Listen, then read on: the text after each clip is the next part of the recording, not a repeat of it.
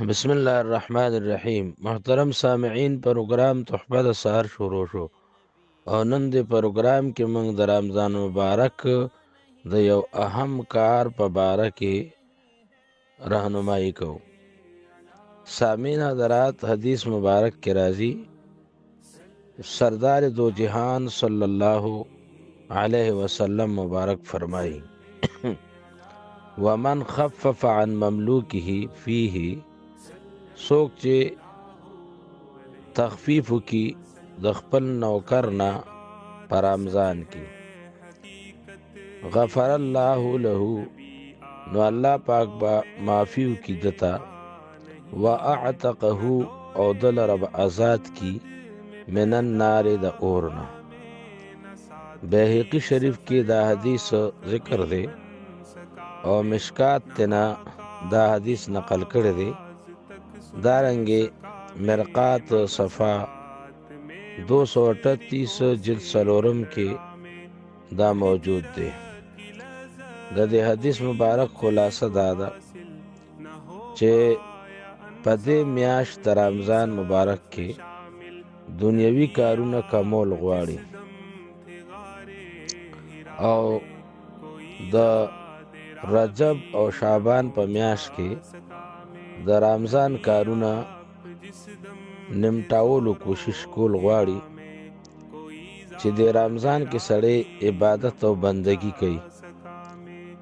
بیا په دې میاشت کې هغه خلک چې هغوی مجبوري ای نوکری کوي یا دیاړي کوي یا تړلې ملازمتونه وي، نیکانو د پاره پکار دي چې د الله د پاره او د دې میاشتې خیال ساتلو د پاره د خپلو نوکرانو او د خپلو ماتحتو سره نرمیو کی، پاغي باندې کار کم کی.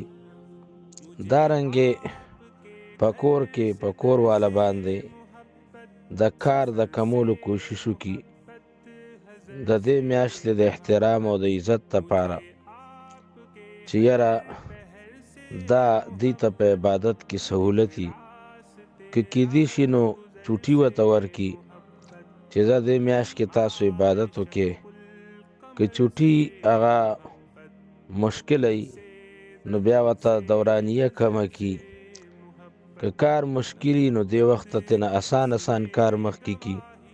خو څه نه څه مدد د رمضان په دې میاشت کې خپلو ماتحتو سره کول پکاري، د کار په حوالې سره او د پیسو د زیادت په حوالې سره او د مزید احساناتو کولو سره هم. زه د خپل استاد محترم مفتی اعظم پاکستان مولانا مفتی محمد رفیع صاحب رحمت الله علیه سره ناستم چې یو ملازم راغی او هغه د قرض درخواست ورک په رمضان کې چې ما ته د پیسو ضرورت دی، مال لږ قرضه راکړه. نو مفتی صاحب رحمت الله علیه هغه پیسې ورکړې او بیا ورته وویل چې دا موږ تاله قرض در نه کړې، دا موږ تاله مفت در کړې، د دې به تا نه بیا مطالبه نه کېږي. نو د دې خبرې ډېر وخت شو، د سن 87 خبره ده، خو اوس هم رمضان کې دا ما ته کله را په یاد شي چې مفتی صاحب یو مزدور د قرض مطالبه وکړه، هغه والا کیش پیسې ورکړې، وې زه دا به تا نه موږ نه غواړو. په دې روژه کې خپلو ماتحتو سره د ښه سلوک اهتمام پکار دی، په دې تمه چې د ځمکې اسمانونو مالک موږ سره د بخښنې په حواله سره ښه معامله وکړي. او دا حدیث به زه یو ځل بیا مکرر کم. فخر موجودات فرمایي ومن خفف عن مملوکه، څوک چې سپکوالی وکړي، تخفیف وکړي د خپل مملوک نه چې نوکر د دې په حکم کې دی او د کور خلق د دې په حکم کې دي، غفر الله له، الله به دته بخښنه وکړي، و اعتقه من النار، او دی به د اور نه آزاد کی. دغه یو تمنا د سامعین چې الله تعالی موږ تاسو د دوزخ د اور نه آزاد کی او بچم کی.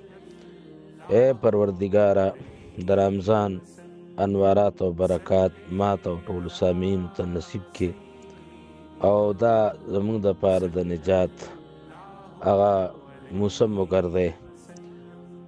ربنا اغفر لي ولوالدي وللمؤمنين يوم يقوم الحساب.